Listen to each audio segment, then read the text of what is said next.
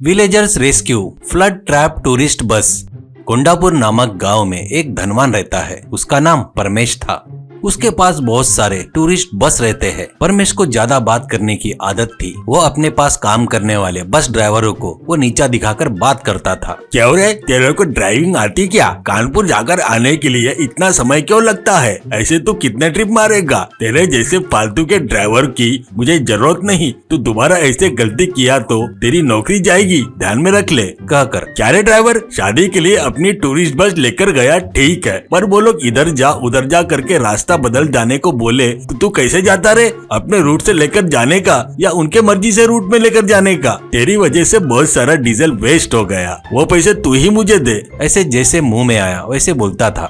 परमेश के पास गोपाल बोलकर एक ड्राइवर काम करता था। गोपाल बहुत अच्छा था। उसके बस में परमेश का रिश्तेदार सिकंदर सुपरवाइजर बोलकर रहता है। सिकंदर परमेश का रिश्तेदार है कहकर ज्यादा गर्व से घमंड से बर्ताव करता था। गोपाल को मुंह में आया वैसा गाली देते हुए मारते रहता था। गोपाल सिकंदर के बारे में परमेश को बताता था तो वो ध्यान नहीं देता था।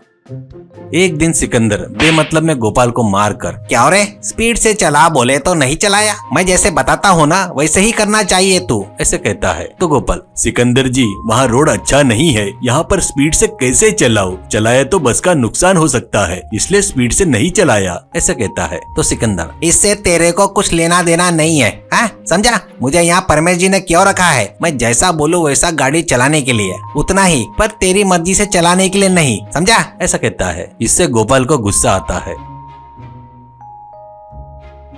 और वो जाकर परमेश को जो हुआ सो बताता है। तो परमेश, ए गोपाल, मुझे सिकंदर के बारे में अच्छे से पता है। वो तू बोले ऐसा घमंडी नहीं है। तू बराबर गाड़ी चला रहा है या नहीं वही देखता है, इससे ज्यादा कुछ नहीं। इसके बाद उसकी चुगली बताए ना, अच्छा नहीं होगा। वो जो बोलता है ना वही करना तेरा काम है। अगर वो तेरे को पसंद नहीं है तो काम छोड़कर चला जा करके गाली देता है। वो सुनकर गोपाल को बहुत गुस्सा आता है और वही बहुत बड़ा बेवकूफ है बोले तो ये उससे भी बड़ा बेवकूफ लग रहा है। इसके बाद से बस का कुछ भी हो मुझे कुछ लेना देना नहीं है। सिकंदर जी जैसा बोलेंगे वैसे चलाए तो बस है, ऐसा सोचता है।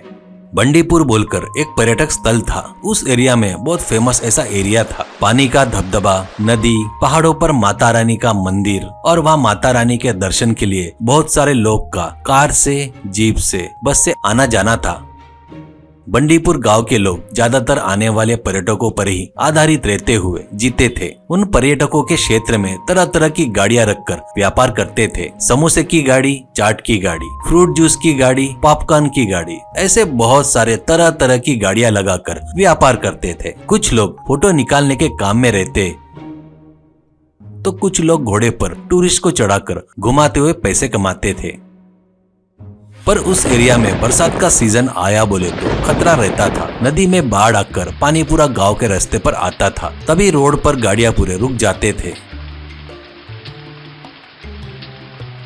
पानी उतरने के बाद ही गाड़ियां आगे बढ़ती थी।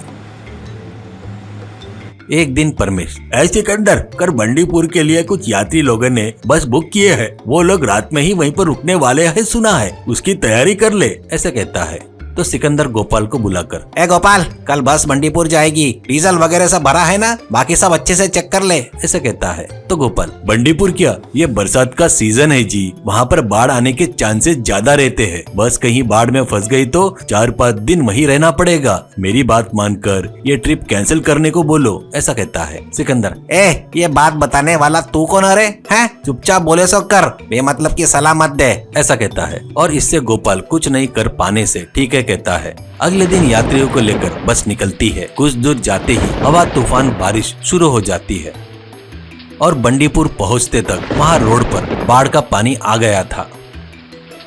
गोपाल बस रोककर, सिकंदर जी, मैंने बताया था ना यहाँ बाढ़ आने के चांसेस रहते हैं करके। देखो, मैंने बोला वैसा ही हुआ। अब वापिस जाना ही ठीक रहेगा, ऐसा कहता है। तो सिकंदर, पीछे वापस जाना क्या है? ऐसे वापस गए तो वो लोग अपने को पैसे नहीं देंगे। वैसे भी ज्यादा पानी नहीं है रे, बस चलाते रहे, कुछ नहीं होता करके बोलता है। गोपाल, पानी देखे तो वैसा ही रहता है जी, पर अंदर जाने के बाद पानी गाड़ी को बाजू में ढकेलता है, उसमें बहुत खतरा हो सकता है। सिकंदर, बता वैसे कर, नहीं तो तुझे नौकरी से निकाल दूंगा, ध्यान में रख ले। मैंने कभी बाहर देखा नहीं क्या है? चल चल चलने दे, ऐसा कहता है।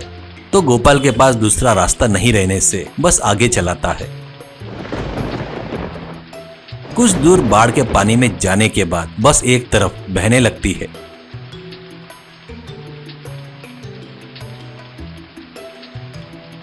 धीरे धीरे पानी का स्तर बढ़ते हुए बस पूरे डूबने के कगार पर था। बस में बैठे लोग बचाओ बचाओ बोलकर चिल्लाते हुए रहते हैं। तब बंडीपुर गांव के लोग वो देखकर कुछ जवान लड़के पानी में कूदकर बस के पास आते हैं। किनारे पर खड़े लोग बड़े बड़े रस्से बस की तरफ फेंकते हैं। उस रस्से को वो लड़के पकड़कर बांस को बांध देते हैं। वैसे सब लोग मिलकर बस को सुरक्षित किनारे पर लाते हैं। जो कुछ भी हुआ वो सब जानकर पुलिस आकर पूछताछ करके गोपाल बताए सो बात सुनकर सिकंदर को अरेस्ट करके लेके जाते हैं। वैसे सिकंदर जेल जाता है।